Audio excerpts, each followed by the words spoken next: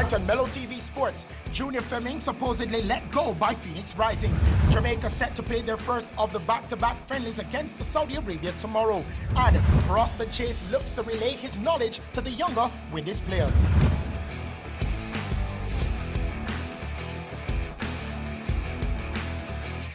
We kick off Mello TV Sports with football as Jamaican forward Junior Flemings has been let go by USL team Phoenix Rising, but fellow Jamaican Kevon Lambert is among 8 starters who have been re-signed. Flemings was among the bright stars for Phoenix in 2020 with his 14 goals in 14 games, earning him the league Golden Boot and helping them into the postseason where they won the Western Conference Championship. The Jamaican, however, found himself in hot water after he was accused and punished for using an anti-gay slur to an openly gay opponent back in September. The league fined and suspended Flemings, who was also put on administrative leave by his club, who has decided not to re-sign him. Lambert is among, however, the 8 returnees for his 4th season with the club.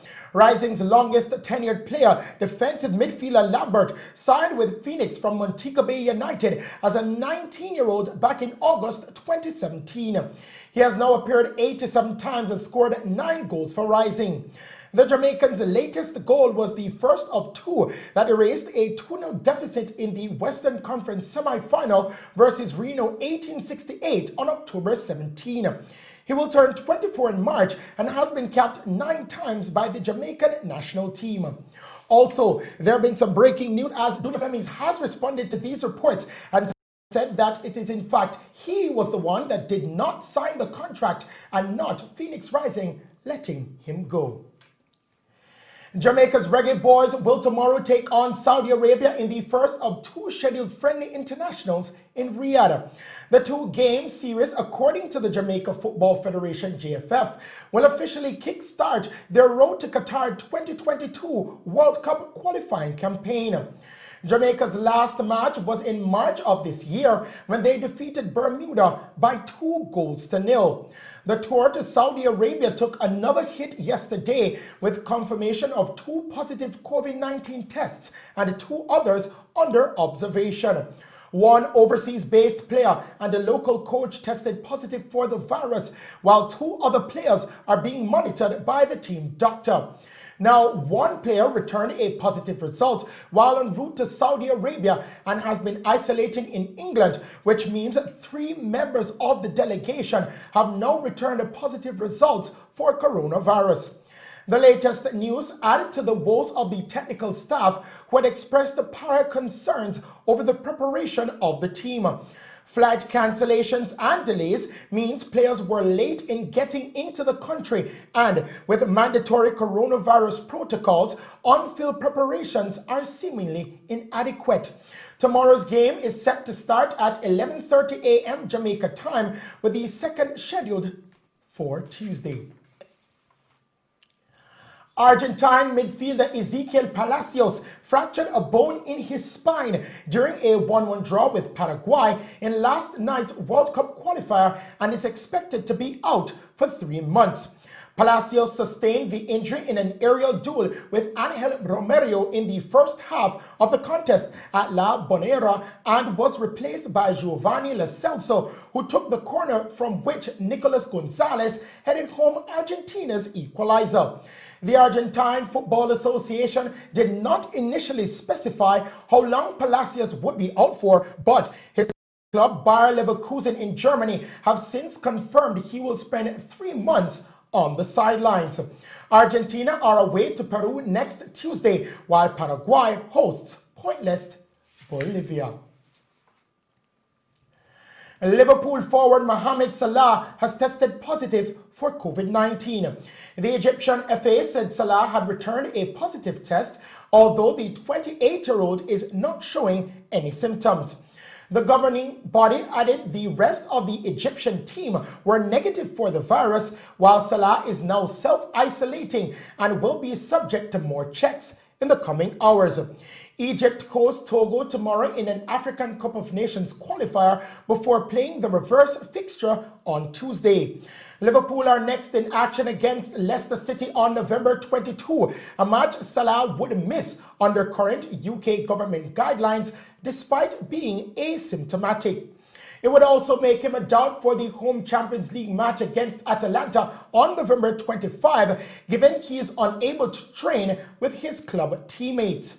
Salah is also the fourth Liverpool first-team player to test positive for coronavirus this season, following the man Thiago Alcantara in September and then Sadio Mane and Jadran Shaqiri in October.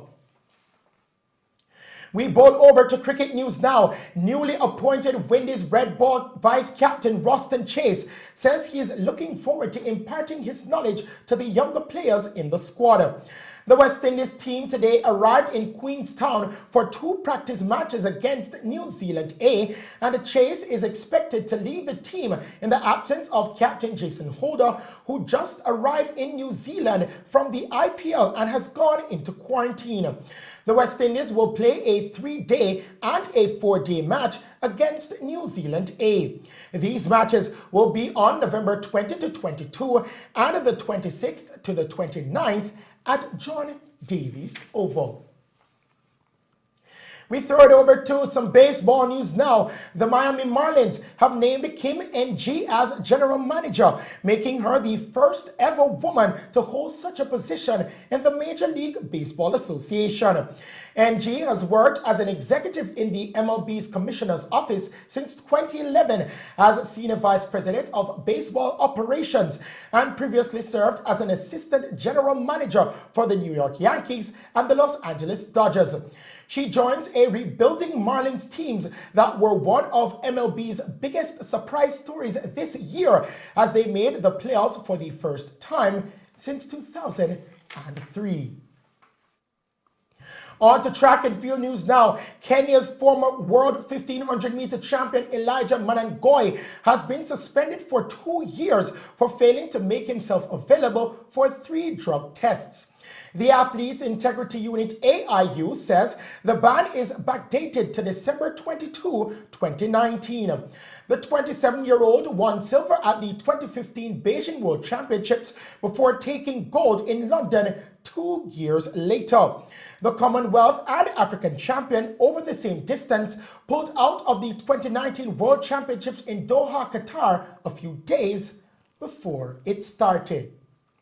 Now to end tonight's sports package, we present you with a play of the night, a great sequence of play for the Atlanta Hawks versus the Cleveland Cavaliers. Bembry, jump stop, pass to the corner, Anderson.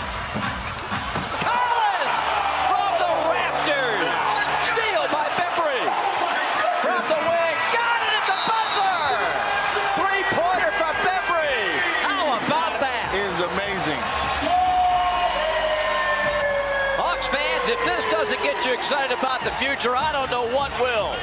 John Collins came out of the ceiling for the jam, and then Bembry picks it off on the out of bounds and hits a 3. Talk about 5 incredible points. That is amazing. We're stunned. First of all, you had this incredible jam followed by John Collins, and then a poor pass results in a Bembry steal and 3. Yeah, And those are the stories making sports news tonight. We now head back to the news desk with Shelly Ann Hill. Thank you, Christopher. And now, to end tonight's newscast, here are the main points. Jamaica yesterday recorded 2 additional COVID-19 related deaths and 89 new cases, taking deaths to 227 and total cases to 9,723. Chief Medical Officer in the Ministry of Health and Wellness is urging Jamaican men to seek medical attention if they suspect that they have symptoms of COVID-19. The St. James Medical Officer of Health reports that of the 985 COVID-19 cases recorded, the majority of those patients have recovered, and UNICEF and the JN Foundation partner to execute the X Marks the Spot Road Safety Project. And that's our news package for you tonight. Thank you for tuning in to Mello TV Evening News at 8. I am Shelly Ann Hill. Stay safe and pleasant viewing.